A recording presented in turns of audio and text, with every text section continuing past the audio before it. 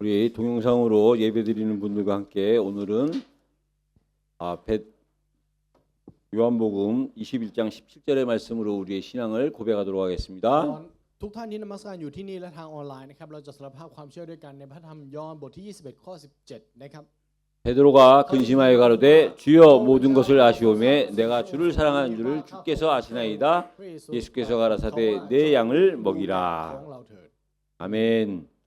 우리 옆에 분들을 축복해 주시기 และ 바랍니다. เราอวยพรคนข้างๆของเราครับ 하나님은 당신에게 더 큰 사랑을 พระ 주십니다. เจ้าจะทรงมอบความรักที่ยิ่งใหญ่ขึ้นให้แก่ท่าน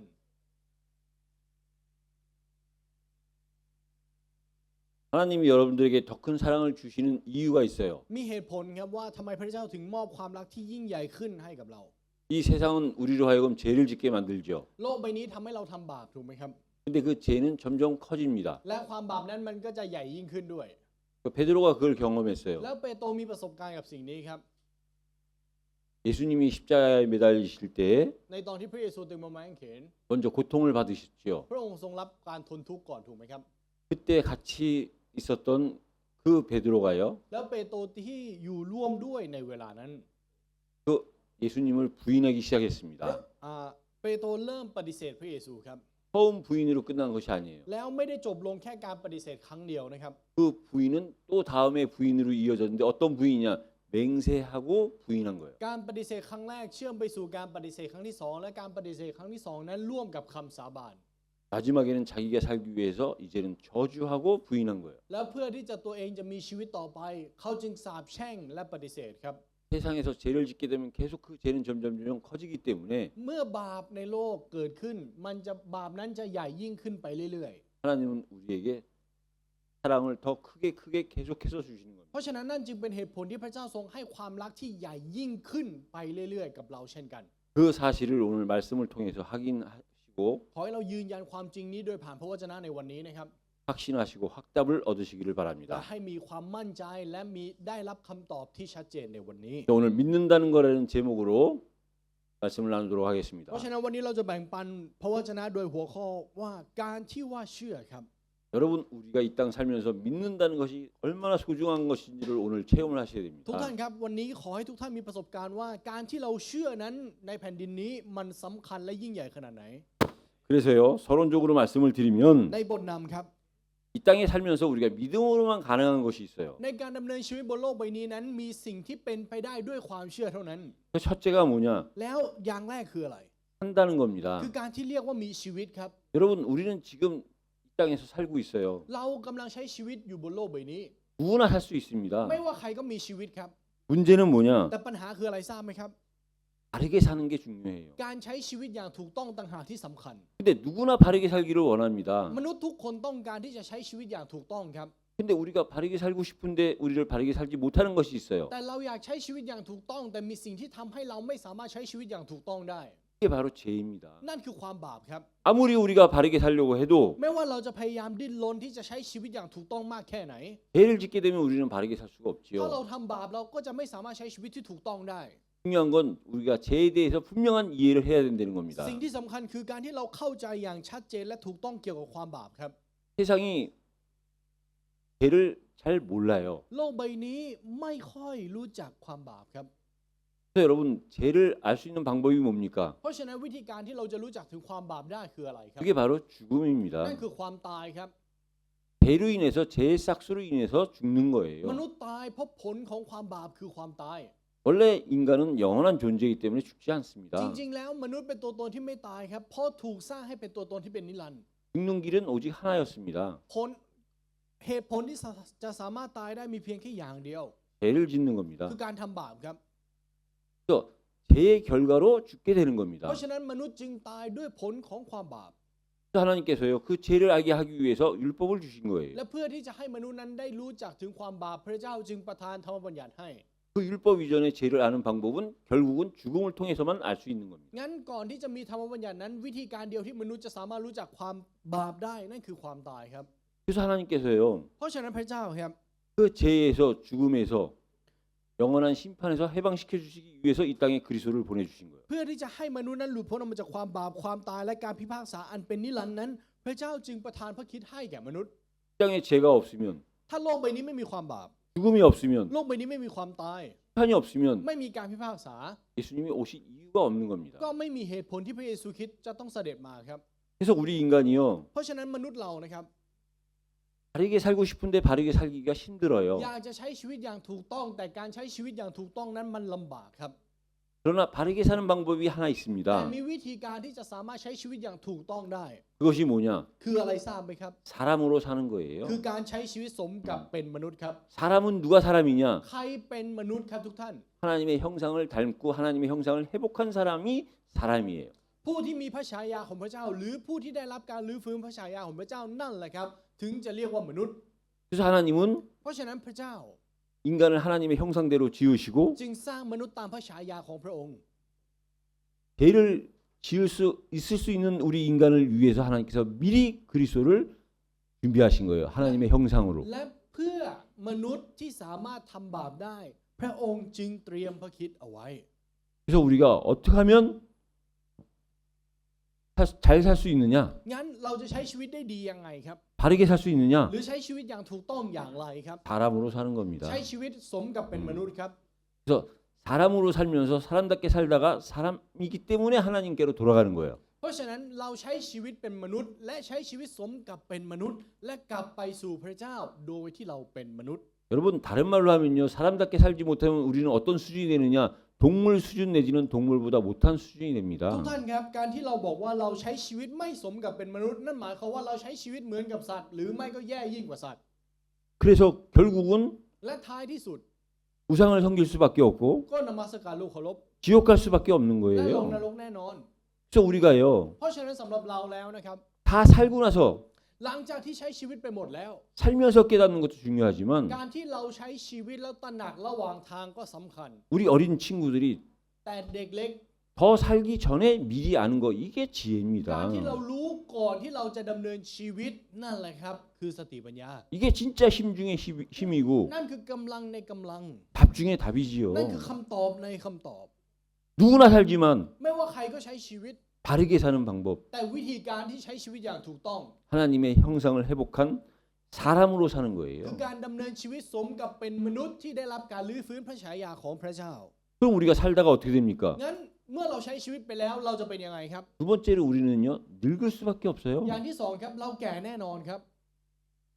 우리는 가만히 있어도 늙습니다. สำหรับเรานะครับอยู่เฉยๆก็แก่ลงครับ 햇빛을 보면서 농사를 짓기 때문에 늙은 게 เรา 아니에요. ไม่ได้แก่ลงเพราะอาบแดดหรือทำการเกษตร 약간의 차이는 있을지 อาจ 모르지만 จะมีความแตกต่างกันนิดนึงนะครับ 온실에다 가만히 놔둬도 우리 인간은 늙어요. แต่ถึงแม้ว่าเราจะอยู่ในห้องเฉยๆมนุษย์ก็แก่ครับ 우리 오늘 룩 학생이 기도했지요. วันนี้อนุชนลุกได้อธิษฐานไป 지금의 호칭은 학생이에요. ตอนนี้เป็นนักเรียนอยู่ 그렇게 멀지 않은 시간 안에 แล้วในเวลาอีกไม่นาน 누군가는 우리 룩 학생한테 วันหนึ่งก็จะพูดกับนักศึกษาลุกคนนี้ว่า 할아버지 쿰뿌라고 부를 ก็ 때가 จะเรียก 와요. ว่าคุณปู่ลุก 올 수밖에 없는 겁니다. มันจะเกิดวันนั้นแน่นอนครับ 중요한 건 แต่สิ่งที่สำคัญคือ 가만히 있어도 늙는데 เราเป็นตัวตนที่อยู่เฉยๆก็แก่ได้ 어떻게 늙어야 되느냐 เราต้องแก่ 이겁니다. ยังไงล่ะครับ 어떻게 늙어야 เรา 되느냐? ต้องแก่ยังไง 아름답게 늙어야 돼요. เราต้องแก่อย่างงดงามครับ 아름답게 늙는다는 게 การ 뭡니까? แก่อย่างงดงามนั้นมันหมายความว่ายังไง 제자로 늙는 คือ 거예요. การแก่โดยเป็นสาวกครับ 여러분 성경에서의 제자의 또 다른 상징이 ทุก 있습니다. ท่านครับในพระคัมภีร์นั้นคำว่าสาวกเนี่ยมีสัญลักษณ์อีกอย่างหนึ่งอยู่ 예수님이 12제자를 남기고 พ 가셨죠. ระเยซูทรงหลงเหลือสาวก12 คนเอาไว้ถูกไหมครับ 그 12제자는 곧 미래에 있을 교회, 지금 우리의 교회를 상징하는 สา 거예요. วก12 คนนั้นเป็นสัญลักษณ์ที่บ่งบอกถึงคริสตจักรหรือคริสตจักรในยุคนี้ 여러분들이 제자로서 교회로 살아가는 거예요. งั้นเราดำเนินชีวิตเป็นสาวกดำเนินชีวิตเป็นคริสตจักรครับ 그게 아름답게 늙는 겁니다. นั่นแหละครับคือการแก่อย่างงดงาม 제자의 특징, 교회의 특징이 뭐냐? เอกลักษณ์ของสาวกเอกลักษณ์ของคริสตจักรคืออะไร 하나님이 사람을 보내주시는 거예요. คือการที่พระเจ้าจะส่งมอบคนให้กับเขาครับ 사람들이 만나고 싶어서 찾아오는 거예요. คือผู้คนอยากจะพบเจอก็เลยมาหา 아름답지 않게 늙는 것이 뭐냐? การแก่อย่างไม่งดงามคืออะไร 찾아오는 사람이 없어요. ไม่มีใครมาหาครับ 만날 사람이 없는 ไม่มี 겁니다. คนที่อยากจะพบเจอด้วย 그러나 우리가 삶이 제자가 되고 교회가 되면 แต่เมื่อชีวิตของเราเป็นสาวกและเป็นคริสตจักร 제자에게 교회에게 뭔가를 얻기 위해서 배우기 위해서 찾아오는 사람들이 있는 จะมีผู้ 거예요. คนตามหาเพื่อที่จะเรียนรู้โดยผ่านสาวกโดยผ่านคริสตจักร 그래서 우리는 เพราะฉะนั้นสำหรับเราแล้ว 산다는 것이 뭔지 늙는다는 것이 뭔지를 알아야 ขอให้ 됩니다. เราเข้าใจครับว่าอะไรคือการที่เรามีชีวิตอะไรคือคำว่าแก่ 그래야 가장 중요한 것을 알 수 있어요. เราถึงจะรู้ในสิ่งที่สำคัญที่สุดครับ 그게 뭐냐? นั่นคืออะไร 인간은 죽는다는 거예요. ว่ามนุษย์เป็นตัวตนที่ต้องตาย 인간은 결국은 반드시 죽을 수밖에 없다는 ท้าย 거예요. ที่สุดแล้วมนุษย์ตายแน่นอน 어느 정도 죽을 수밖에 없는 거냐? แล้วตายแน่นอนขนาดไหน 지금은 우리가 이 땅을 밟고 다녀요. ตอนนี้เราเดินโดยเหยียบย่ำแผ่นดินโลกครับ 우리가 밟고 다니는 그 땅은 흙으로 돼 있죠. 밑에는 แผ่นดินนั้นข้างใต้เป็นดินถูกไหมครับ 우리가 밟고 다녔던 이 흙이 ดินเหล่านี้ที่เราเหยียบย่ำอยู่ 언젠가는 우리를 덮습니다. วันหนึ่งมันจะทับตัวเราครับ 그 시간은 반드시 온다는 거예요. แล้วเวลานั้นมันจะมาถึงแน่นอน 그런 우리가 이 땅을 살면서 무엇을 남기고 죽어야 됩니까? งั้นเราที่ใช้ชีวิตบนแผ่นดินนี้ เมื่อเราตายไปแล้วเราต้องหลงเหลืออะไรไว้ล่ะครับ 그게 죽는 นั่น 거예요. แหละครับคือความตาย 무엇을 남기느냐에 따라서 ขึ้นอยู่กับว่าเราหลงเหลืออะไรเอาไว้ 우리의 정체성이 확인되는 겁니다. ตัวตนของเราถึงจะได้รับการยืนยันครับ 우리가 그리스도인으로서 그리스도를 따라가는 삶을 살면 ถ้าเราเป็นคนของพระคริสต์และใช้ชีวิตที่ตามพระคริสต์ไป 당연히 우리를 통해서 그리스도가 남겨지는 거예요. เป็นเรื่องที่แน่นอนครับว่าจะหลงเหลือพระคริสต์เอาไว้ด้วยความตายของเรา 그래서 우리가 어떻게 살았느냐, 어떻게 늙었느냐 เพราะฉะนั้นเราใช้ชีวิตยังไงและเราแก่ยังไง 거기에 따라서 ขึ้นอยู่กับสองสิ่งนี้ 늙느냐, 자느냐. 산다는 게 뭔지, 늙는다는 것이 뭔지를 모르는 사람은 죽는 คน 거예요. ที่ไม่รู้ครับว่าอะไรคือการมีชีวิตอะไรคือการแก่คนสำหรับคนเหล่านี้มันคือความตายครับ 근데 사람으로 살고 아름답게 늙는 것을 아는 사람은 죽는 것이 아니라 자는 겁니다. แต่สำหรับผู้ที่รู้ว่าอะไรคือการดำเนินชีวิตสมกับเป็นมนุษย์และแก่อย่างงดงาม เขาจะไม่ใช่ตายครับแต่เขาจะหลับอยู่ 그래서 죽는 자와 자는 자의 분명한 특징이 있어요. เพราะฉะนั้นมีเอกลักษณ์ที่ชัดเจนแน่นอนสำหรับคนที่ตายกับคนที่หลับครับ 죽을 수밖에 없는 자는 반드시 두려워하고 근심할 수밖에 없어요. ผู้ที่จะต้องตายเขาก็จะอยู่ท่ามกลางความหวาดกลัวและทนทุกข์ 내가 죽는 것이 아니라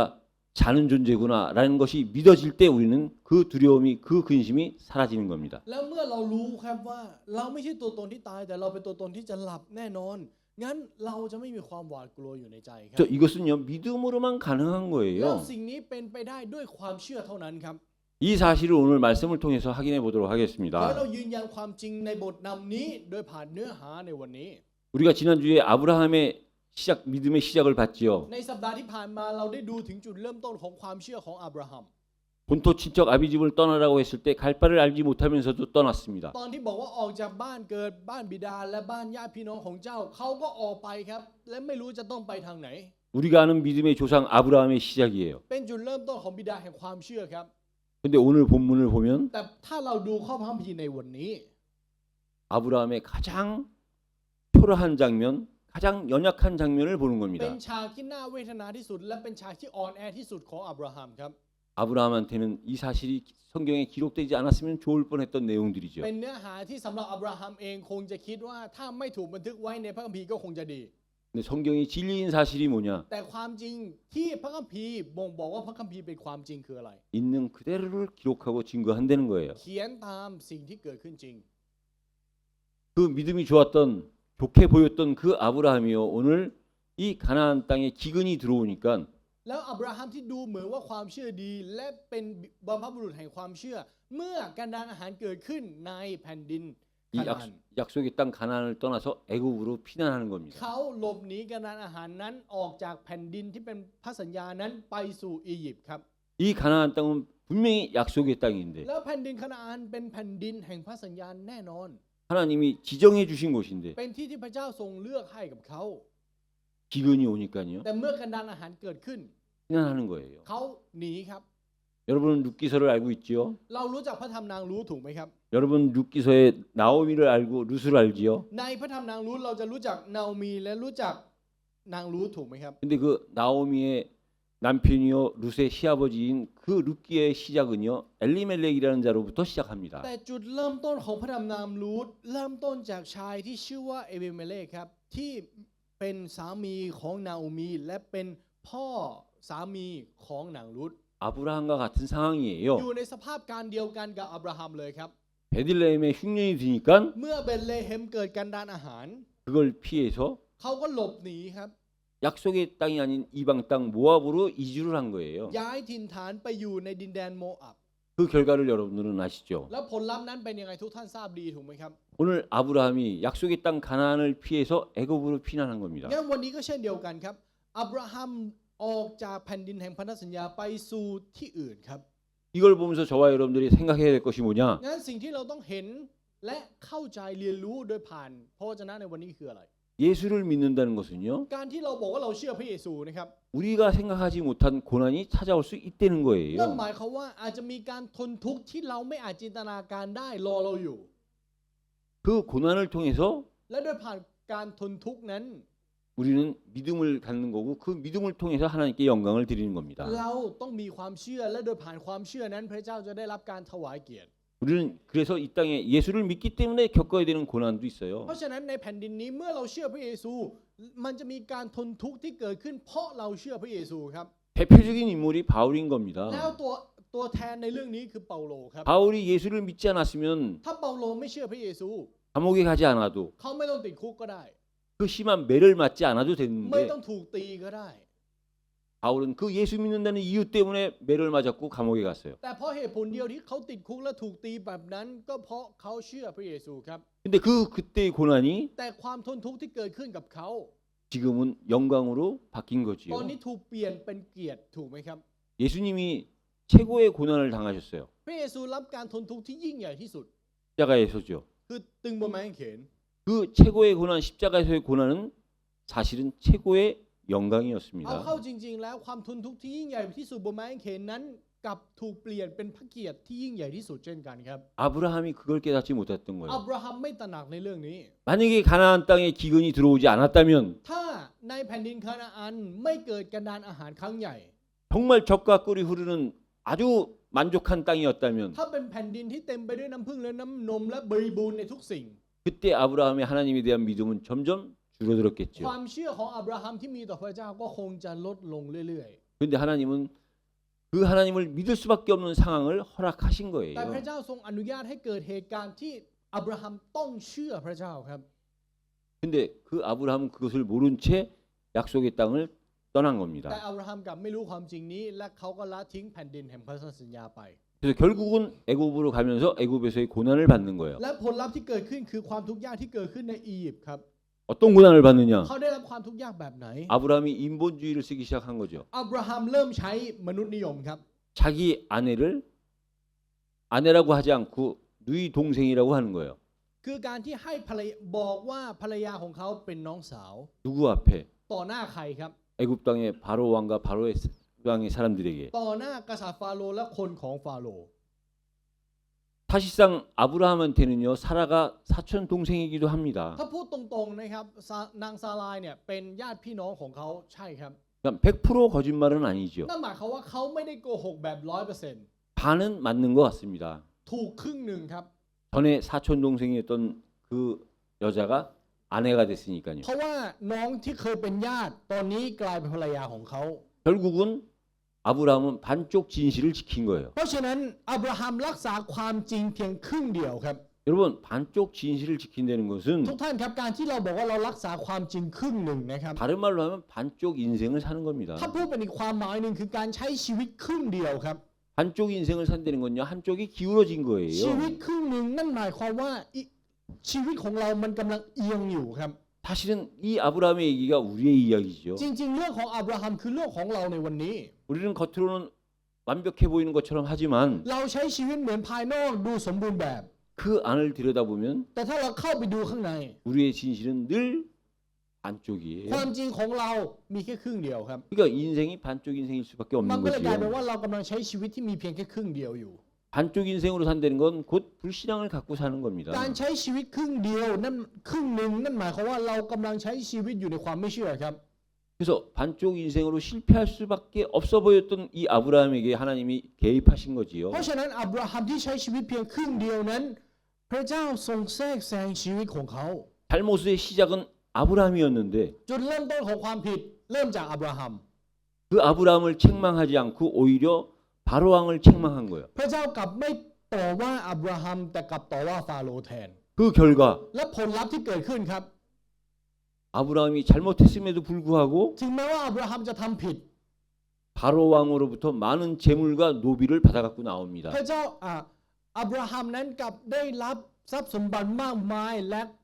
ผู้รับคนรับใช้จากฟาโรห์ 여러분 그게 믿음의 결과였다면 좋은 거지요. ท่านนี้เป็นผลลัพธ์จากความเชื่อคือสิ่งที่ดีครับ 믿음의 결과로 많은 재산을 얻고 노비를 가져왔다면 ถ้าได้รับทรัพย์สมบัติมากมายและได้รับคนรับใช้มากมายโดยผ่านความเชื่อก็ดีไป 기쁘고 감사한 거지요. มันเป็นเรื่องที่น่าขอบพระคุณแล้ว 근데 사실상 그 결과는 불신앙의 결과였어요. แต่เอาเข้าจริงๆผลลัพธ์ที่เกิดขึ้นกับอับราฮัมนี้เป็นผลลัพธ์ของความไม่เชื่อครับ 그 불신앙의 결과는 결국은 불신앙을 낳습니다. และผลลัพธ์ของความไม่เชื่อจะทำให้เกิดความไม่เชื่อ 그 증거 중에 하나가 뭐냐? หนึ่งในหลักฐานในเรื่องนี้คืออะไรทราบไหมครับ 그때 받은 노비 중에 한 명이 누구였느냐? หญิงรับใช้ที่เขาได้รับจากฟาโรห์นั้นคือใคร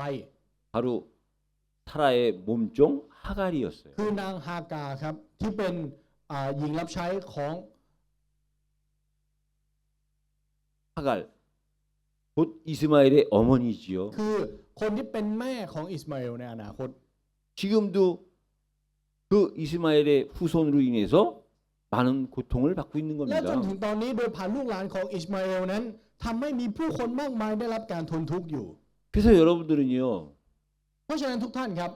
이 세상에 가려진 믿음을 보셔야 돼요. เราต้องมองเห็นถึงความเชื่อที่ถูกโลกใบนี้ปิดบังเอาไว้ 우리는 이 욥을 통해서요, โดยผ่านโยบนะครับ 아 믿음은 낭만이구나. เราต้องรู้ครับว่าความเชื่อคือความโรแมนติกครับ 욥의 고백이 뭡니까? คำสารภาพของโยบคืออะไรครับ 아 전에 내가 하나님의 말씀을 귀로 들었는데 이제는 내가 눈으로 본다. ก่อนหน้านี้ข้าพระองค์ฟังพระวจนะคำของพระองค์ด้วยหูแต่ตอนนี้ข้าพระองค์เห็นด้วยตา 얼마나 멋있는 เป็น 표현입니까? คำพูดที่เท่ขนาดไหนครับ 근데 그 표현은 그냥 나온 것이 แต่ 아니에요. คำสารภาพนี้ไม่ได้ออกมาเฉยๆนะครับ 가진 많은 어려움을 통해서 나온 네, 믿음입니다. เป็นคำสารภาพที่เกิดขึ้นจากความยากลำบากมากมายที่เกิดขึ้น 우리가 야곱을 통해서는요, โดยผ่านยาโคบครับ 믿음은 능력이에요. ความเชื่อคือฤทธานุภาพครับ 야곱처럼 많은 시험을 당한 사람이 없지요. มีใครถูกทดสอบมากเท่ากับยาโคบไหมครับ 야곱은 많은 시험을 통해서 그 믿음이 일상이 된 믿음입니다. ยาโคบนั้นโดยผ่านการทดสอบมากมายความเชื่อของเขากลายเป็นชีวิตประจำวันของเขา 그 일상의 믿음이 능력이 된 และ 거예요. ความเชื่อในชีวิตประจำวันของเขาจึงกลายเป็นฤทธานุภาพ 그 증거가 뭡니까? แล้วหลักฐานนั้นคืออะไร 아들 요셉을 만나러 애굽 땅에 갔을 ใน 때 ตอนที่เขาไปสู่แผ่นดินอียิปต์เพื่อที่จะได้พบกับโยเซฟลูกชายของเขา 당시 시골에 아무 힘없는 노인이 เขาเป็นคนแก่คนหนึ่งที่อยู่ต่างจังหวัด 대제국 애굽 땅의 바로의 왕한테 축복 기도를 해준 เขา 거예요. ไปถึงและไปอธิษฐานอวยพรต่อหน้ากษัตริย์ของประเทศมหาอำนาจครับ 그 일상에 믿음이 없었다면, ถ้าเขาไม่มีความเชื่อในชีวิตประจำวันของ 그 เขา 믿음이 능력으로 나타나지 않았다면 ถ้าความเชื่อนั้นไม่ปรากฏออกมาเป็นฤทธานุภาพ 어떻게 힘없는 노인네가 감히 왕을 축복할 수 있습니까? คนแก่ที่ไม่มีแรงจะสามารถอธิษฐานอวยพรกษัตริย์ได้ยังไงครับ 근데 그 야곱의 믿음은 많은 시험을 통해서 나타난 믿음인 แต่ความ 거예요. เชื่อของยาโคบเป็นความเชื่อที่ปรากฏออกมาโดยผ่านการทดสอบมากมาย 우리가 요셉을 통해서는요, งั้นโดยผ่านโยเซฟแหละครับ 요셉의 믿음을 통해서는 아 믿음은 곧 복이구나. โดยผ่านความเชื่อของโยเซฟเราก็จะได้รู้ว่าความเชื่อคือพระพรที่แท้จริง 요셉처럼 또 어려움을 당한 사람이 มี 있습니까? ใครทุกข์ยากเท่าโยเซฟไหมครับ 요셉의 믿음은요 고난을 동반한 ความ 믿음이었어요. เชื่อของโยเซฟเป็นความเชื่อที่มาร่วมกับความทนทุกข์นะครับ 그 고난의 끝이 และจุดจบของความทนทุกข์นั้น 곧 복으로 나타난 거지요. ปรากฏออกมาเป็นพระพร 그 복은 곧 그리스도의 그림자의 축복을 받은 และ 복입니다. พระพรนั้นคือพระพรของการที่เขาได้กลายเป็นเงาของพระคริสต์ 비록 아브라함이 애굽에서 고난은 받았지만요, ถึงแม้ว่าอับราฮัมจะได้รับการทนทุกข์มากมายที่อียิปต์นะครับ 아브라함의 존재는요 แต่ตัวตนของอับราฮัมนะครับ 예수님의 혈통적 뿌리예요. เป็นรากของพงศ์พันธุ์ของพระเยซูคริสต์ครับ 하나님은 아브라함을 통해서 이 땅에 메시아가 올 것을 약속하셨어요. พระเจ้าทรงสัญญาไว้ชัดเจนกับอับราฮัมว่าจะประทานพระเมสสิยาให้โดยผ่านเชื้อสายของอับราฮัม 그래서 예수님은 아브라함의 족보를 타고 오신 เพ 거예요. ราะฉะนั้นพระเยซูจึงมาโดยผ่านเชื้อสายของอับราฮัมครับ 당연히 다윗의 족보요 다윗의 왕권을 가지고 오신 거지요. แน่นอนครับว่าพระองค์ทรงมาโดยเชื้อสายของดาวิดและถือของอำนาจของกษัตริย์ 그래서 아브라함은 사실은 망할 수도 있었던 존재인데 망할 수 없는 존재가 된 เพราะฉะนั้น 거예요. อับราฮัมเคยเป็นตัวตนที่ต้องพินาศแต่ถูกเปลี่ยนกลายเป็นตัวตนที่ไม่สามารถพินาศได้ 그래서 우리는 이 아브라함을 보면서 깨달아야 되는 것이 뭐냐? เพราะฉะนั้นสิ่งที่เราต้องตระหนักโดยผ่านการที่เรามองเห็นอับราฮัมนี้คืออะไร 믿음의 사람이 믿음을 떠나면 어떻게 되느냐? คือผลลัพธ์ของการที่บุคคลแห่งความเชื่อเมื่อเขาละทิ้งความเชื่อไปแล้วจะเกิดอะไรขึ้น 여러분 믿음의 사람이 믿음을 떠나면요 ทุกท่านครับเมื่อคนแห่งความเชื่อละทิ้งความเชื่อนะครับ 자신만 힘든 것이 아니에요. มันไม่ใช่เขาคนเดียวที่ลำบากนะครับ 다른 사람을 힘들게 하는 เขาจะ 겁니다. ทำให้คนอื่นลำบากด้วย 반대로 얘기하면요 งั้นถ้าพูดกลับกันล่ะครับ 믿음이 떠났다가도 그 믿음을 회복하면 เมื่อเขาละทิ้งความเชื่อไป แต่ความเชื่อนั้นได้รับการลื้อฟื้น 다른 사람 또한 회복되어지는 คนรอบ 거예요. ข้างของเขาก็จะได้รับการลื้อฟื้นด้วยเช่นกัน 그러면서요 더 중요한 건 뭐냐면 เพราะฉะนั้นสิ่งที่สำคัญไปมากยิ่งกว่านั้นคืออะไรทราบไหมครับ 믿음의 사람으로 살아가야 되는 사람이 그 믿음을 떠나면요 ผู้ที่ต้องใช้ชีวิตในความเชื่อเมื่อเขาละทิ้งความเชื่อนั้นไป 반드시 수치를 당하게 เขา 되죠. จะรับความอับอายแน่นอนครับ 그 대표적인 사람이 요나지요. แล้วหนึ่งในนั้นคือโยนา 선지자 요나가 하나님의 말씀을 오히려 피해 도망가요. ผู้เผยพระวจนะโยนากับหลบหนีพระเจ้าและย้ายไปที่อื่น 근데 그 요나가 탄 배가 풍랑을 만난 แล้วเรือ 겁니다. ที่โยนานั่งนั้นเกิดเจอกับพายุครับ 그러니까 선장을 포함한 많은 사람들로부터 요나가 수치를 당하는 거예요. แล้วเขาจึงได้รับความอับอายมากมายต่อหน้าผู้คนในเรือ 이 재앙이 누구 때문에 온 ว่า 것이냐? หายนะนี้เกิดขึ้นจากใคร 불신자한테 수모를 당하고 무시를 당하는 เขารับ 거예요. ความอับอายและถูกดูถูกโดยผ่านผู้ไม่เชื่อ 그래서 저와 여러분들이요 이 땅에 살면서 믿음을 지키는 방법이 เพราะฉะ 있습니다. นั้นทุกท่านครับมันมีวิธีการที่เราจะรักษาความเชื่อของเราเอาไว้ในแผ่นดินโลกนี้ 어떻게 해야 되느냐? ต้องทำยังไงล่ะครับ 우리의 정체성을 드러내는 คือ 거예요. การปรากฏให้เห็นถึงตัวตนของเราครับ 나의 신분을 우리의 현장에서 나타나 보이는 거예요. ปรากฏตัวตนของเราให้เห็นในทุ่งนา 여긴 태국이니까 เนื่องจากว่าที่นี่ประเทศไทย 한국에 있는 분들은요.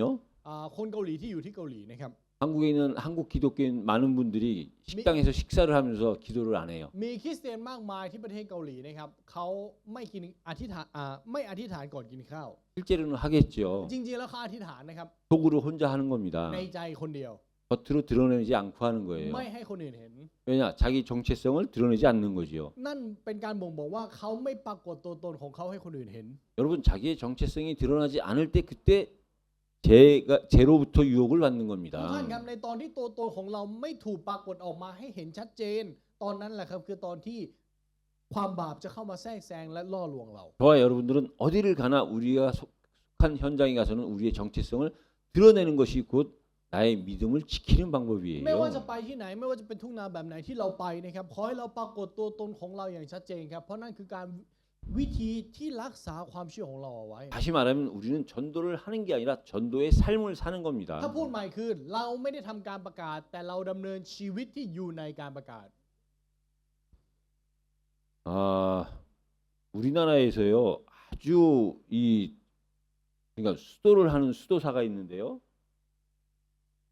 이 고행을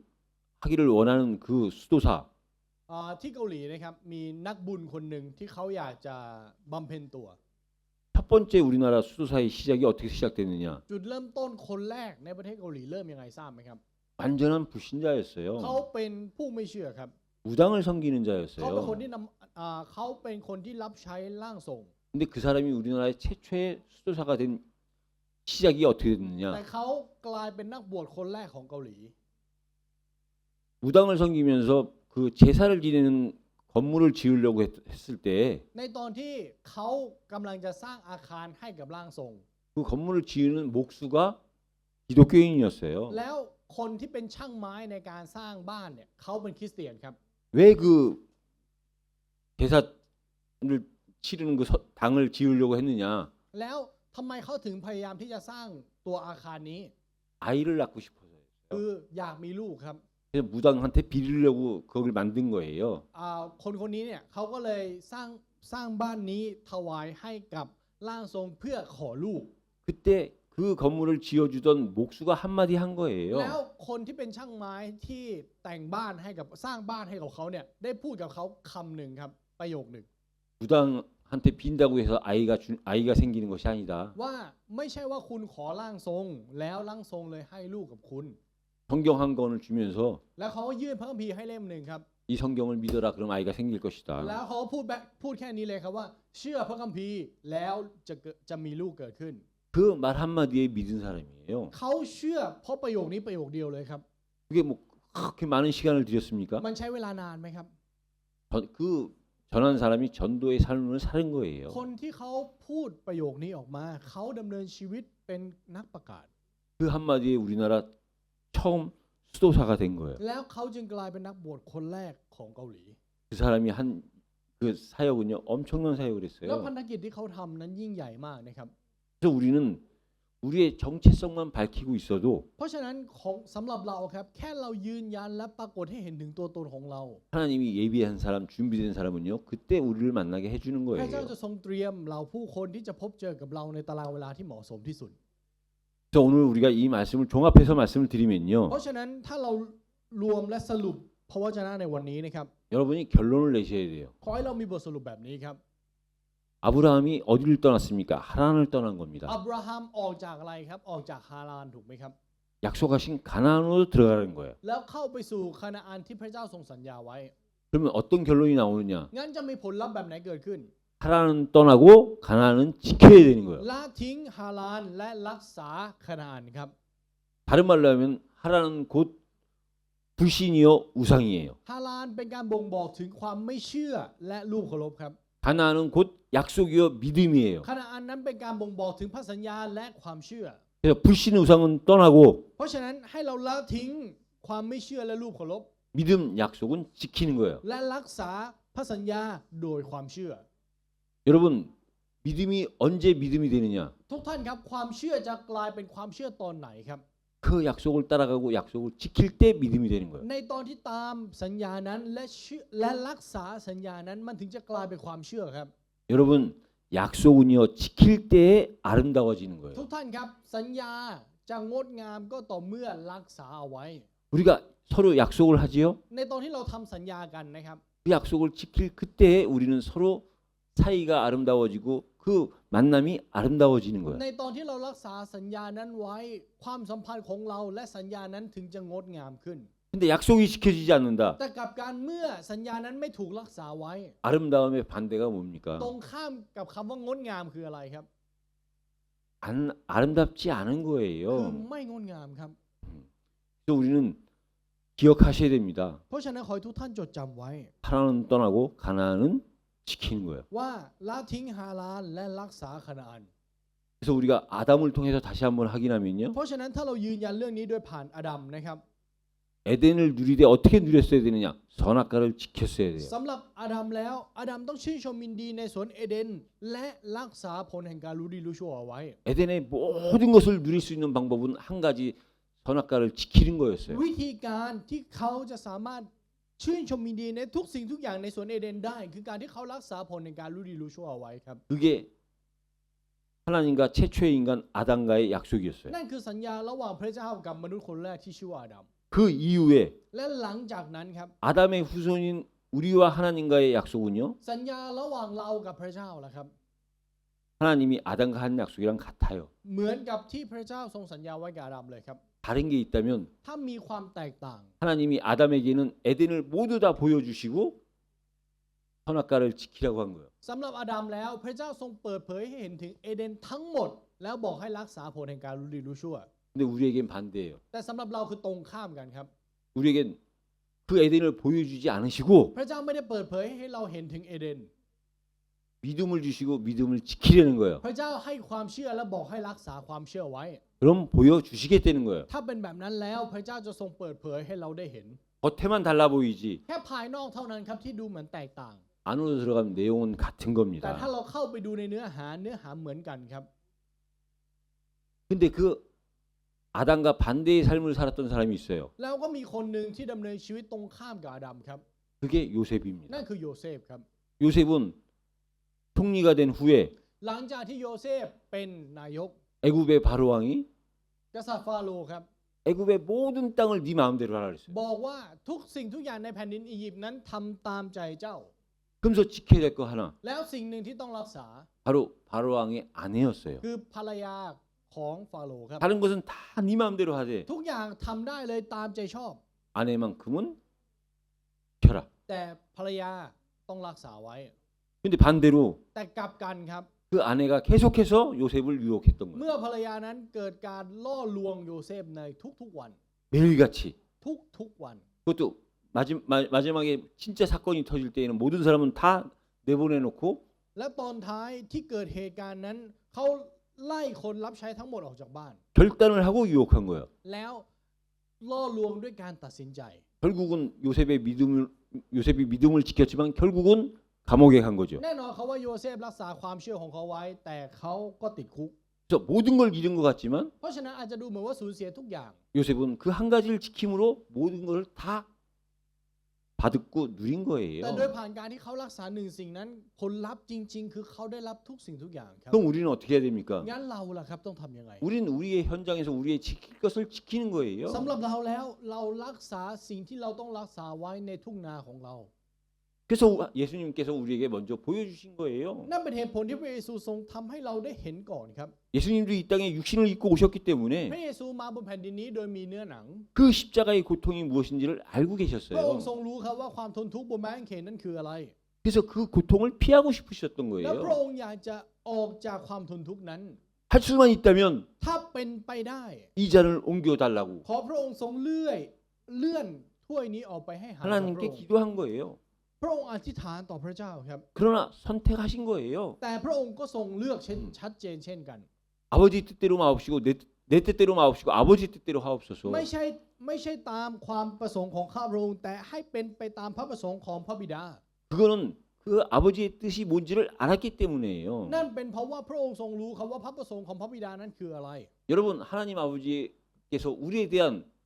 뜻이 뭡니까? ทุกท่านครับพระประสงค์ของพระเจ้าพระบิดาที่มีต่อเราคืออะไรครับ 여러분 잘 이해하셔야 돼요. ขอให้เข้าใจชัดถูกต้องนะครับ 하나님이 각자 우리에 대한 하나님의 뜻은 뭐냐? พระประสงค์ของพระเจ้าที่มีต่อเราแต่ละคนนั้นคืออะไร 우리가 더 손해 보고 우리가 더 어려워지는 거예요. คือการที่เราขาดทุนมากขึ้นและยากลำบากมากขึ้นครับ 내가 누구를 만나더라도 ไม่ว่าเราจะเจอใครก็ตาม 손해 볼 거 알면서 손해 보는 거예요. เรารู้ว่าเราขาดทุน แต่เราก็เลือกที่จะยอมขาดทุน 내가 누구랑 같이 있더라도 그보다 더 내가 어려운 일을 내가 더 앞서서 하는 거예요. ไม่ว่าเราจะอยู่กับใครก็ตาม เราทำในสิ่งที่ยากลำบากกว่าคนอื่น 그게 하나님의 นั่น 뜻입니다. คือพระประสงค์ของพระเจ้าครับ 근데 우리가 잘 안 되는 거죠. แต่มันยากสำหรับเรา 왜냐? ทำไมครับ 우리는 하나님을 모르고 하나님의 뜻을 잘 몰라서 그런 거예요. เพราะเราไม่ค่อยรู้จักพระเจ้าและไม่รู้จักพระประสงค์ของพระเจ้าครับ 내가 손해 본다면, ถ้าเราขาดทุน 내가 더 어렵다면, และเรายากลำบากมากขึ้น 그래서 나보다 더 어려운 것이 누구냐? 하나님 아버지가 나보다 더 손해 보고 나보다 더 어려운 거예요. เอาเข้าจริง ๆ มันไม่ใช่แค่เราครับ คนที่ขาดทุนและยากลำบากมากยิ่งกว่าคือพระบิดาของเราครับ 그게 뭐냐? แล้วนั่นคืออะไรค 그 รับ 증거가 430년간 애굽에서의 노예 생활이고 หลักฐานที่บ่งบอกในเรื่องนี้คือ 430 ปีที่เป็นทาสของอียิปต์ 40년의 강야 생활이에요. 40 ปีในถิ่นทุรกันดาร 430년 동안 노예 생활할 때 ตลอด 430 ปีที่อิสราเอลเป็นทาสของอียิปต์ 그들을 노예 삼았던 애굽의 사람들과 그 주변의 사람들이 어떻게 그들을 คน 평가했겠습니까? อียิปต์และคนรอบข้างเขาจะต่อว่าและประเมินพวกเขาว่าอะไรครับ 하나님으로부터 선택받은 이스라엘 민족. โอ้ประชาชาติอิสราเอลที่ได้รับการทรงเลือกที่มาจากพระเจ้า 그 결과는 노예인가? ผลลัพธ์คือทาส 그럼 이스라엘을 무시한 겁니까? 하나님을 무시한 งั้น 겁니까? ถ้าพูดตรงๆเขาดูถูกอิสราเอลหรือเขาดูถูกพระเจ้าครับ 이스라엘을 무시한 건 곧 하나님을 무시한 การที่เขา 거예요. ดูถูกอิสราเอลคือการที่เขาดูถูกพระเจ้า 강약길의 40년을 보면서 ถิ่นทุรกันดาร40 ปีแล้วครับ 이 주변 사람들이 어떻게 이스라엘 사람들을 คน 봤겠습니까? รอบข้างจะมองอิสราเอลว่าอะไรครับ 그 이스라엘 백성들을 힘들게 하는 하나님을 얼마나 무시했겠냐고요. เขาจะดูถูกพระเจ้าที่ให้อิสราเอลดำเนินชีวิตอยู่ในถิ่นทุรกันดารขนาดไหน 하나님은 하나님이 무시받을 걸 아시면서까지 우리에게 일부러 더 힘드는 걸 원하시는 พ 거예요. ระเจ้าทรงอนุญาตให้เกิดความทุกข์ยากกับเราทั้งที่พระองค์ทรงรู้ว่าพระองค์ต้องโดนหมิ่น 근데 우리가 현실에 속는 겁니다. แต่เราชอบโดนความจริงหลอกครับความเป็นจริงหลอก 우리는 멀리 보는 거에 익숙하지가 못해요. เราไม่คุ้นเคยกับการมองไปไกลครับ 눈앞에 보이는 거에 우리는 เรา 익숙해요. มักจะคุ้นเคยกับการมองในสิ่งที่อยู่ข้างหน้าเรา 그래서 멀리 있는 걸 못 보고 앞에 있는 걸 잡다가 멀리 있는 거 진짜를 놓치는 แล้วเนื่อง 거예요. จากว่าเราไม่สามารถที่จะมองไปไกลได้ เราจึงจับไว้แต่สิ่งที่อยู่ข้างหน้าเรา มันก็เลยกลายเป็นว่าสูญเสียสิ่งที่อยู่ไกล 그래서 우리는 좀 어렵고 손해 볼 수 있는 걸 내 능력으로 안 되기 때문에 하나님에 대한 믿음으로 그리스도의 능력으로 우리가 하는 เพ 거예요. ราะฉะนั้นการขาดทุนการยากลำบาก เราไม่สามารถทำเองได้ แต่เราทำด้วยความเชื่อและฤทธานุภาพที่มาโดยผ่านพระคริสต์ครับ 어제 우리가 치앙마이에서 사역이 있었습니다. ในสัปดาห์ในเมื่อวานนี้นะครับมีพันธกิจที่เชียงใหม่ 지난주에 말씀드린 것처럼 เหมือนกับที่ได้พูดไปในสัปดาห์ที่ผ่านมา 저 혼자만 간 게 아니라 우리 쿤쯤 장로님이랑 같이 갔어요. ว่าไม่ได้ไปแค่คนเดียวนะครับแต่ไปกับผู้ปกครองจุ่มด้วย 우리 쭈이 전도사님이랑 같이 แล้ว 갔어요. ก็ผู้ช่วยเสียพิบาลจุยด้วย 네. 그래서 이렇게 세 명이 같이 가서 치앙마이 사역을 마치고 왔습니다. ไปด้วยกัน3คนแล้วก็ทำภารกิจสำเร็จแล้วก็กลับมานะครับ 그래서 우리가 거기 사역 가면 이제 그 몽족을 대상으로 해서 3시간 강의를 แล้ว 하는데요. ก็ไปให้บรรยายกับเผ่ามงนะครับ3ชั่วโมง 제가 혼자 가면 혼자 3시간을 다 할 텐데 ถ้าอาจารย์ไปอาจารย์ก็ต้องให้ไปคนเดียวก็ต้องเทศนา3ชั่วโมง 같이 갔기 때문에 제가 2시간 하고 เนื่องจากไปด้วยกันก็เลยเทศนา2ชั่วโมง 우리 쿤쯤 장로님이 1시간 하셨어요. แล้วก็ให้คุณจุ๋มเนี่ยอีก1ชั่วโมง 오전에 2시간 끝나고 오후에 1시간 듣는데 얼마나 감사하고 อา 기쁜지요. จารย์รู้สึกขอบคุณและขอบคุณและยินดีมากๆ เพราะว่าเทศนาแค่2ชั่วโมงเช้าแล้วก็ตอนบ่ายก็นั่งฟัง 제가 강의할 것을 우리 장로님이 대신해 주시니까 한 사람 때문에 우리 두 사람이 푹 쉬었어요. และเพราะ1คนทำให้มี2คนสามารถพักผ่อนได้ 쉬는 정도가 아니라 은혜 받으면서 편하게 있었죠. และไม่ใช่พักผ่อนเท่านั้นได้รับพระคุณด้วย 그래서 감사할 일이 3번 ก็เลย 있었다니까요. มีเรื่องให้น่าขอบคุณตั้ง3เรื่องเลยครับ 우리 장로님 한 분이 강의하심으로 우리 두 사람이 편하게 쉬었어요. ว่าโดยผ่านผู้ปกครอง1ท่านที่ให้บรรยายทำให้2คนสามารถนั่งพักได้ 그래서 첫 번째 그게 감사했고 อันนี้เป็นเรื่องน่าขอบคุณอย่างแรก 두 번째는요. อย่างที่2ครับ 역시 장로님이 과거에 그 선생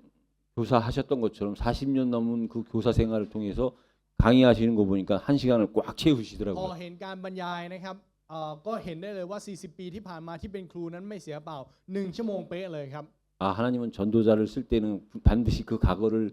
같이 포함해서 쓰시는구나. แล้วก็ได้เห็นว่าเวลาพระเจ้าทรงใช้นักประกาศเนี่ยพระองค์ทรงใช้อดีตของเขาด้วย 그걸 발견하면서 감사했지요. ก็เห็นสิ่งนี้ก็ขอบคุณพระเจ้า 또 하나의 감사가 แล้ว 있었는데요. มีอีกอย่างหนึ่งครับ 저도 오전에는 이 태국어로 쓰면서 강의를 했거든요. ตอนเช้าเนี่ยอาจารย์บรรยายโดยที่เขียนกระดานนะครับโดยใช้ภาษาไทย 그러니까 태국 글씨가 오죽했겠습니까? แล้วคิดว่าตัวอักษรจะหน้าตาเป็นยังไงล่ะครับ 근데 오후에 우리 장로님 강의할 때 쓰면서 하시더라고요. พอเห็นคุณจุ๋มนะครับให้บรรยายในตอนบ่าย 그때 너무 감사했어요. อาจารย์รู้สึกขอบคุณมากครับ 저는 40년 교사 생활했으면 아주 글씨를 잘 쓰실 줄 알았는데 ว่าถ้า40ปีที่เป็นครูเนี่ยตัวอักษรน่าจะสวยมาก 글씨가 너무 이뻤어요. แต่ว่าตัวอักษรสวยจริงๆครับ 소망이 생기더라고요. อาจารย์เริ่มมีความหวังขึ้นมา 우리 한국어 배우는 학생들 ว่านักศึกษาที่เรียนภาษาเกาหลี 글씨 잘못 써도 하나님이 다 사용을 ถึงจะ 하십니다. เขียนไม่ดีนะครับก็ไม่เป็นไรเพราะพระเจ้าใช้ได้เหมือนกัน 제가 왜 이 얘기를 อา 하느냐? จารย์พูดเรื่องนี้ทำไมรู้ไหมครับ 어저께 그 사역을 끝내고 비행기를 타고 오면서요. หลังจากทำภารกิจเสร็จแล้วก็นั่งเครื่องบินกลับมาเมื่อวาน 각자 우리가 따로 떨어져 앉아 있었기 เรา 때문에 นั่งแยกกันนะครับ 우리 장로님이랑 우리 전도사님은 주무셨는지 어떤지 모르겠어요. ไม่ทราบครับว่าผู้ปกครองกับผู้ช่วยศิริบาลหลับหรือไม่หลับอันนี้ไม่ทราบ 근데 비가 굉장히 많이 แต่ 왔어요. ว่าฝนตกหนักมากครับเมื่อวาน 요즘 막 비행기가 많이 흔들렸어요. แล้วก็เครื่องบินเนี่ยก็สายหนัก 그때 무슨 생각을 했냐면 แล้วตอนนั้นคิดถึงอะไรรู้ไหมครับ 만약에 제가 요즘 비행기를 좀 많이 타는 ช่วง 편이잖아요. นี้อาจารย์ขึ้นเครื่องบ่อยมากถูกไหมครับ 그러면서 어저께 생각한 게 뭐냐면 แล้วเมื่อวานคิดแบบนี้ครับ 만약에 이 항공기가 그대로 추락한다면 ถ้าเครื่องบินนี้ตก 나는 무엇을 할 수 있을까? เราสามารถทำอะไรได้ 그래서 혼자 많은 생각을 해봤어요. แล้วก็นั่งคิดหลายอย่างครับคนเดียว 어느 정도 정말 이게 진짜 위험한 상황이 된다 하면 ถ้ามันถึงช่วงเวลาที่เครื่องบินตกถึงขั้นรุนแรงและวิกฤต 그때가 되면 내가 외칠 걸 준비해놔야 되겠다라는 야, 생각을 너무 했어요. เตรียมในสิ่งที่เราจะตะโกนออกไป 우리가 어떤 상황에 있었을 때 เวลาเกิดเหตุการณ์อะไรขึ้นนะครับสำหรับเรา 하나님께서는 우리에게 하실 말씀을 주실 거예요. พระเจ้าจะให้พระวจนะที่เราจะสามารถพูดได้ในสถานการณ์นั้น 주실 건 분명하기 때문에 มันแน่นอนมากครับว่าพระเจ้าจะมอบให้ 우리는 마음의 준비만 하면 된다는 겁니다. งั้นสิ่งที่เราต้องเตรียมคือเตรียมใจครับ 이걸 제가 왜 말씀을 ทำ 드리냐면 ไมถึงพูดเรื่องนี้ 우리가 믿는다는 건 그거예요. การที่เราบอกว่าเราเชื่อเนี่ยมันคือสิ่งนี้เลยครับ 하나님을 떠난 사람, 곧 믿지 않는 사람을 보면요. เมื่อเรามองเห็นคนที่ละทิ้งพระเจ้าหรือก็คือผู้ไม่เชื่อนะครับ 그 사람의 오늘을 보면 เมื่อมองดูวันนี้ของเขา 그 오늘은 곧 미래예요. วันนี้ของเขาจะเป็นอนาคตครับ 믿지 않는 사람의 오늘 속에 미래가 보이는 거예요. วันนี้ของเขาจะมองเห็นอนาคต 근데 믿는 사람의 특징은 뭐냐? แต่เอกลักษณ์ของผู้ที่เป็นผู้เชื่อคืออะไรทราบไหมครับ 믿는 사람은 하나님이 함께하는 거기 때문에 สำหรับผู้ที่เชื่อพระเจ้าทรงอยู่ร่วมกับเขา 오늘의 그 어떠한 일도 ไม่ว่าจะเป็นเหตุการณ์ที่เลวร้ายหรือเหตุการณ์แบบไหนก็ตามในวันนี้ 미래가 아니라 미래를 위해 준비하는 가정일 มัน 뿐입니다. ไม่ใช่อนาคตครับแต่มันคือกระบวนการที่นำไปสู่อนาคต 그래서 믿음은요 기다리는 เพ 거예요. ราะฉะนั้นความเชื่อจึงเป็นการรอคอยครับ 기다리는 건 헛된 것이 การ 아니에요. รอคอยไม่ใช่สิ่งที่เปล่าประโยชน์หรือศูนย์เปล่าครับ 미래를 위한 결과를 얻기 위한 มัน 가정이에요. คือกระบวนการที่จะนำไปสู่ผลลัพธ์ที่ชื่อว่าอนาคต 그 기다림과 และการรอคอยนั้น 그 가정 속에서 และกระบวนการนี้ 내가 원하는 것이 아닌 하나님이 원하시는 결과가 나타나는 거예요. ไม่ใช่ผลลัพธ์ที่เราต้องการ แต่มันจะเกิดกลายเป็นผลลัพธ์ที่พระเจ้าต้องการครับ 그래서 저와 여러분들은요 เพราะฉะนั้นสำหรับเราแล้วนะครับทุกท่าน 우리에게 주신 그 하나님의 774의 약속, ขอให้เรายึดจับพันธสัญญาที่พระเจ้าทรงมอบให้อย่าง774 태국의 77개 지방 주변 4개국에 대한 하나님의 약속, พระสัญญาที่พระเจ้ามอบให้กับเรา77จังหวัดและ4ประเทศเพื่อนบ้าน 그 약속을 붙잡고 ขอให้เรายึดจับพันธสัญญานี้เอาไว้ 지금 기다리는 순서를 기다리는 과정 속에 있는 겁니다. และอยู่ในลำดับในการรอคอยเพื่อกระบวนการที่จะเกิดขึ้น 그 기다리는 과정의 시간은 우리한테 달려 있는 것이 아니라 하나님께 있는 แล้ 거예요. วเวลาในกระบวนการนี้ไม่ได้ขึ้นอยู่กับเราครับอยู่ที่พระเจ้า 우리는 거기에 대한 믿음을 갖는 เรา 겁니다. แค่ต้องเชื่อในความจริงนี้ 그때 그 믿음의 여하에 따라서 결과가 드러나겠죠. แล้วผลลัพธ์จะเกิดขึ้นตามความเชื่อของเราครับ 여러분 고산을 정복하는 것은 정복하는 게 중요한 것이 아니라 เพราะฉะนั้นการพิชิตภูเขาสูงไม่ได้ขึ้นอยู่กับการขึ้นครับ 베이스 캠프를 얼마나 잘 준비하느냐에 달려 있는 แต่ 거예요. ขึ้นอยู่กับว่าฐานที่ตั้งนั้นมั่นคงขนาดไหน 고산의 정복은 욕심과 노력으로 하는 것이 아니라 การพิชิตเขาสูงไม่ได้เกิดขึ้นจากความโลภและความพยายาม 그 고산을 정복하기 위한 베이스 캠프를 얼마만큼 준비하고 แต่ว่าสร้างฐานไว้เตรียมฐานนี้ไว้มากแค่ไหน 그 준비된 믿음을 가지고 고산을 정복하는 거예요. และใช้ฐานนี้ที่เป็นความเชื่อมุ่งขึ้นไปสู่การพิชิตครับ 그래서 우리가 믿는다는 사실, เพราะฉะนั้นความจริงที่ว่าเราเชื่อ 우리에게 주신 약속을 믿는다는 거예요. คือการที่เราเชื่อในพระสัญญาที่พระเจ้ามอบให้กับเราครับ 그 약속은 말씀으로 드러나는 거예요. และพระสัญญานั้นปรากฏออกมาเป็นพระวจนะ 우리는 그 774의 그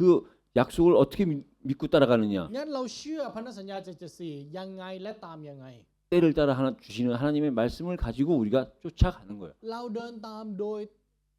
ตามพระวจนะในแต่ละสัปดาห์ที่พระเจ้าทรงมอบให้แก่เรา 한 주간 เพราะฉะนั้นสัปดาห์นี้ 믿는다는 것이 무엇인지 이에 대한 증거를 얻는 증인된 삶이 되시기를 예수 그리스도 이름으로 ขอ 축복합니다. อวยพรในพระนามพระเยซูคริสต์ครับที่เราจะมีหลักฐานอย่างชัดเจนถึงคำว่าการที่ว่าเชื่อนี้จริง 하나님 ๆ ขอบ 감사합니다. พระคุณพระเจ้า 우리에게 믿을 수 있는 은혜를 주신 거 ขอบ 감사합니다. คุณพระคุณของพระองค์ที่ให้เราสามารถที่จะเชื่อได้ 우리를 그 믿음으로 살 수 있도록 약속의 대상으로 삼아 주시니 ขอบ 감사합니다. คุณพระองค์ที่พระองค์ทรงให้เราเป็นผู้ที่สามารถเชื่อพระองค์ได้ 한 주간 믿음의 증인이 되게 하여 ขออีกห 주옵소서. นึ่งสัปดาห์นี้เราจะเป็นพยานแห่งความเชื่อ 예수 그리스도 이름으로 อธิษ 기도드립니다. ฐานในพระนามพระเยซูคริสต์ 아멘.